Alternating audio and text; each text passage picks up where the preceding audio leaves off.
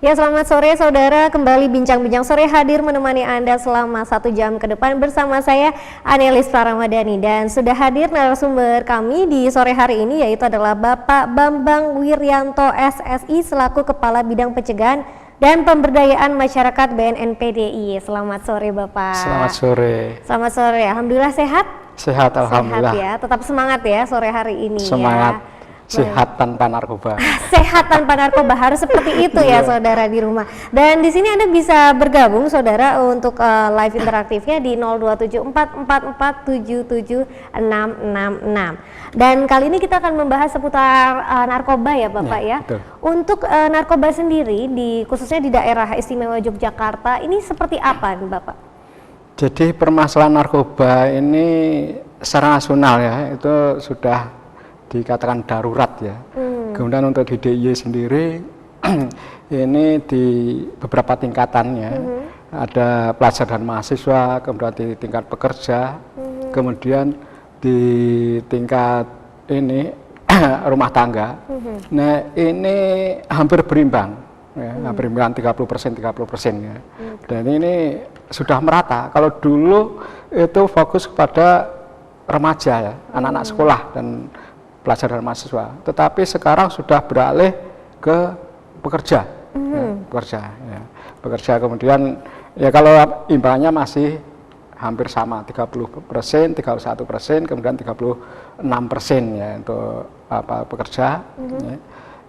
Ini kita harapkan peran dari seluruh masyarakat di berbagai lapisan ini ya kita harapkan untuk proaktif karena segala lapisan masyarakat ini sudah disasar oleh para pengedar kan begitu. Ini sudah sampai ke tingkat darurat kalau di DIY, apalagi di Jogja ini saat ini prevalensi ke-8 ya, untuk penyalahgunaan narkoba. Bahkan yang akhir-akhir ini untuk bidang pencegahan itu malah justru yang coba pakai ini sudah tingkat prevalensi ke-9. Tingkat ke-9 seluruh Indonesia, itu kan ngeri sekali ya. Berarti betapa bahayanya untuk di Jogja ini. Makanya program ini nanti kita harapkan peran serta dari masyarakat ikut bersama-sama peduli. Begitu. Baiklah. Dan ini kan permasalahan untuk narkoba sendiri kan awalnya dari remaja dan beralih ke pekerja. Ini biasanya faktor apa yang menyebabkan beralihnya permasalahan narkoba dari yang tadinya mungkin lebih banyak di segmentasinya itu adalah di remaja ya, tapi sekarang sudah beralih ke pekerja. Ini faktor apa saja sih? Betul, alasan utama pertama dulu masih pelajar itu kan masih belum punya penghasilan ya. Nah, sekarang sudah bekerja kemudian punya penghasilan sendiri, bebas menggunakan uangnya kan gitu. Nah, sehingga tidak lagi ketergantungan orang tua, kemudian dia bebas menggunakan ini, dan sudah mulai awal dulu dia yang pakai ini pernah pakai sebelumnya waktu dia pelajar, mahasiswa. Kemudian begitu jadi pekerja berlanjut, apalagi sudah punya pekerjaan kan itu.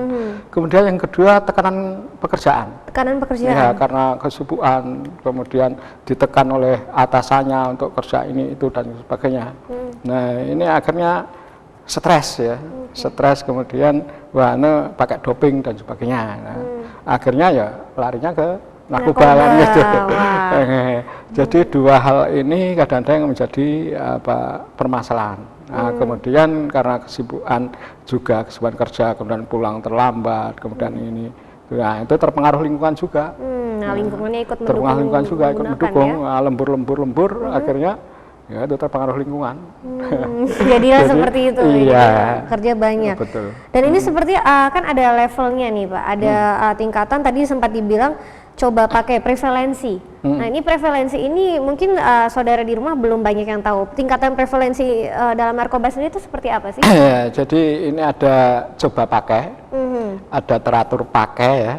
Nah kemudian juga ada pemakai jarum ya, yang memakai jarum suntik, kemudian ya lain-lain kan gitu.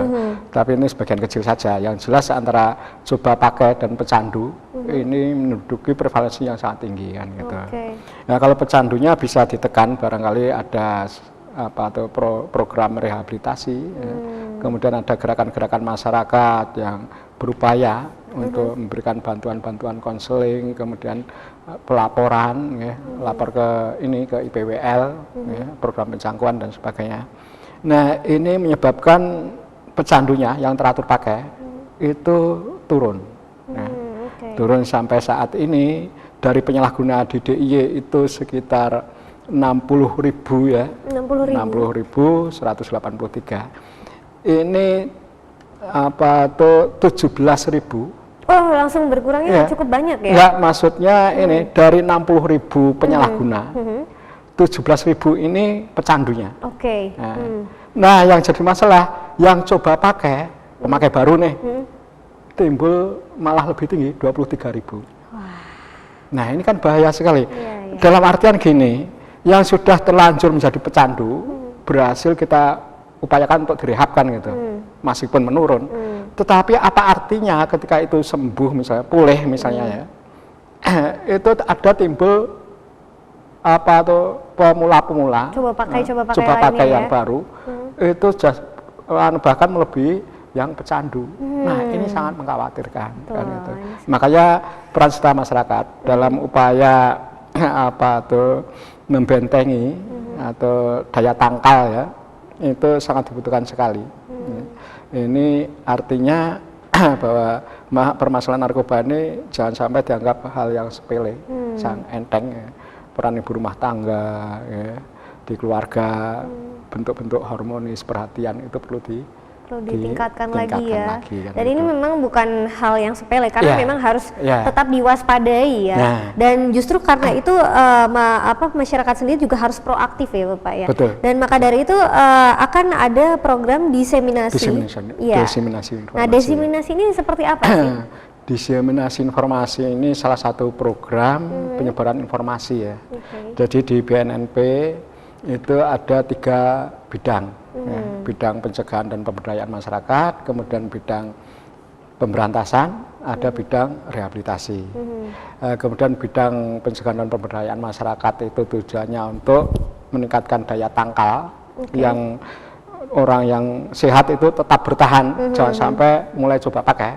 Nah, kemudian di bidang rehabilitasi ini yang sudah kena direhabilitasi jangan sampai kambuh. Nah, untuk menjaga kekambuhan ini tadi, setelah pulih jangan sampai kembali pakai lagi. Nah, itu program rehabilitasi di bidang rehabilitasi. Kemudian di bidang berantas ini meningkatkan apa tuh barang bukti ya. Jadi ketika pemberantasan jaringan itu tentunya kan kita harus temukan itu barang bukti. Barang bukti di jaringannya kita berantas, barang buktinya kita temukan.